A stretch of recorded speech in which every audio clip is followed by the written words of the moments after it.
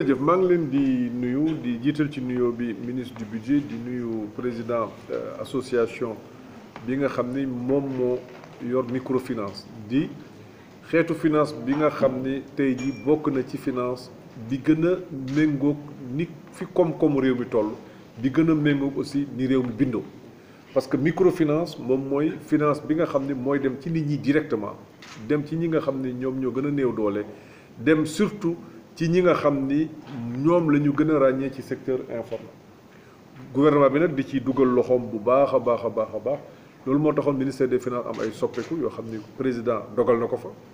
am direction générale boo xam ne moom mooy toppatoo lépp lu jëm ci financement ci biir direction générale boobu lépp lu jëm ci supervision secteur bi kooku mi ngi ci direction bi ñuy wax moom mooy direction du DRSFD mooy direction bi nga xam ne moom mooy toppatoo lépp loo xam ne moom moo jëm ci supervision secteur bi am na nag ministère boo xam ne moom mooy toppatoo wala microfinance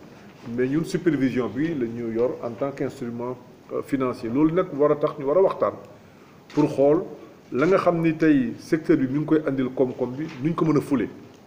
ndax fi nga xam ni président bëgg na fa jëmale réew mi surtout ci jamono ji ñu toll nga xam ne ñu ngi waxtaanee deuxième PAP mooy li nga xam ne réew mi war na ko def ci juróomi at yi di ñëw jàpp nañ ni investissement public yi li nga xam ne gouvernement bi moo koy def war naa continuer jàpp nañu it ni loolu mënut a continuer ñu am ci liñ ciy am fi mu nekk nii te secteur privé dugalu ci loxoom secteur privé boobu aussi yéene bu mu mënti am bu nekkee financement amu ci loolu aussi du mën a sotti donc banques yi war nañ ci jàpp assurance yi war nañ ci jàpp mais tan nekk gouvernement bi li mu bëgg mooy inclusion am aussi secteur financier décentralisé yi nga xam ne dinañ mën a dem ci profondeur u réew bi xool fi nga xam ne foofu la gën a sore dugal fa alal pour nit ñi mën a di liggéey di leb di fay di mën a seeni activité kooku mënuñu lu dul jàppale leen xool li nga xam ne tey moo leen di gàllankoor parce que loolu moo ñu fi andi te loolu la ñu président sax ñu xool niñ ko mën a saafara moo xam lu jëm ci wàllu impôt la moo xam lu jëm ci wàllu réglementation globalement nan la ñu mën a def ba jàppale leen ci banque centrale nan la ñu war a mën def ba jàppale leen ci biir UMOA ndax loolu yëpp ñu mën ci andi ay soppite li ñu gis tey jii mooy secteur bi ngeen yor ni réew mi alalu réew mi ni mu day daanaka téeméer bu nekk buñ ci defee buñ ci jëlee fukk ci yéen lay jóge kooku lu am importance la kon mënuñu leen bañ a dimbali te gis nañu aussi ñu ngi wax banque di wax li ñuy wax pénétration bancaire maanaam ñaata nit ñoom ñooy diggaale ak banques yi gis nañu tey jii yéen fi ngeen toll keneen tollu fa maanaam daanaka téeméeri nit ñoo jël ñaar fukk yi ñu ngi diggaale ak yéen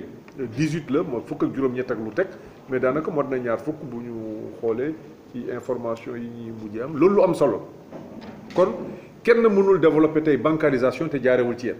te mën nañu wax it kuy jàng banque ci yéen la war a tàmbale kon ça c'est extrêmement important mënuñu lu dul rafetlu liggéey boobu gis nañu aussi alal ji nga xam ni mi ngi ci yéen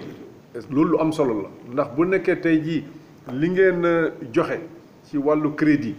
toll na ci ñetti téeméeri milliards moom ngeen joxe ci biir réew mi génnul fenn lépp a ngi ci biir Sénégal jox ko ay nit jox ko ay GIE wala ay groupement ñu ciy liggéey kooku mënuñu lu dul rafetlu ko gis nañu aussi alal ji ngeen yor maanaam la nga xam ni yor ngeen ko en tant que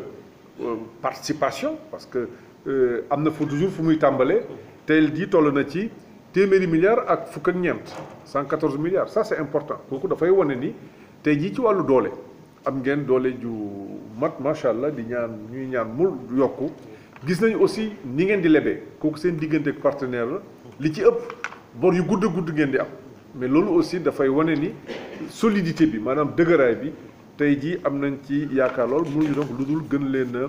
jàppale gis nañu aussi am ngeen ay jafe-jafe ndax yenn saa yi dina jot ci bureau bi ay arrêté pour suspendre pour am ay organisation am ay jafe-jafe loolu foog ñu saytu ko xool ñi nga xam ne am nañu ay jafe-jafe te ba ñuy tàmbali loolu taxul woon a jóg li leen taxoon jóg moom mooy jël seen alal fexe mu fuul jël état bi autorisé leen ñu mën a jël alalu ñeneen bu ñu demee ba am ay jafe-jafe bu ñu ci amee benn wala ñaar war nañ ko gëstu xool lan moo tax loolu di am pour que bu mënutee ñàkkit mu bañ a bari te daaw jot naa ay arrêté yu xaw a bari yoo xamante ni gis nañu ay organisation yoo xam ne ñu ngi jànkuwanteeg ay jafe-jafe et barki démb rek directeur bi nga xam ne moom moo yor loolu mi ngi may wax aussi am na yeneen société yoo xam ne gis na ci ay jafe-jafe dafay baax nag ci jataay yu mel nii bu ñu toogee xool la mooy seen i jafe-jafe ñu jéem a xool lañ leen mën a dimbale ci saafara bi parce que loolu aussi ci rôle lu gouvernement la ma leen di sant di leen gërëm di rafetlu aussi daje bi ñu fi daje tey surtout di rafetlu toogaay bi xëy na tey lañu mës a toog ak seen association mais lu ñu président sant la démb rek mu ngi koy fàttali ci conseil des ministres bi nañu waxtaan ak yéen démb ñu décidé nag waxtaan ak secteur financier bi may rafetlu aussi directeur général bi taxawaay bi mu ci taxaw ndax yàlla dafa dogal aussi ci responsabilité yi nga xam ne président dénk nañu ko jot daf ñuy xaw a manqué donc diggante ñaari réunion bu ñu mënee mobiliser wu toog mën a waxtaan lu guddee nii kooku mënuñu lu dul sant ko ci moo tax mu mën a tey jii ministre du budget ñëw fii ma ñëw fii bariwul lu ñuy ànd ci ay daje bu ngeen koy seetlu da ngeen ñuy faral di gis lu bëree bëri mais loolu yëpp dafay wane li ñu bëgg a jëmmalee li ñu président sant mais aussi wane surtout la nga xam ni toll ngeen ci te ñu war leen cee gën a jàppale ça je pense que loolu moom mooy message bi nga xam ni moom ngeen war a retenir li tax ñu toog fii ñu daje fi tey ma leen di sant di leen gërëm di leen déglu nag léegi ñu waxtaan pour xool jafe-jafe yi ngeen am nan lañ koy adressé yeneen ministère service su ministère bi yi nga xam ñu ngi fi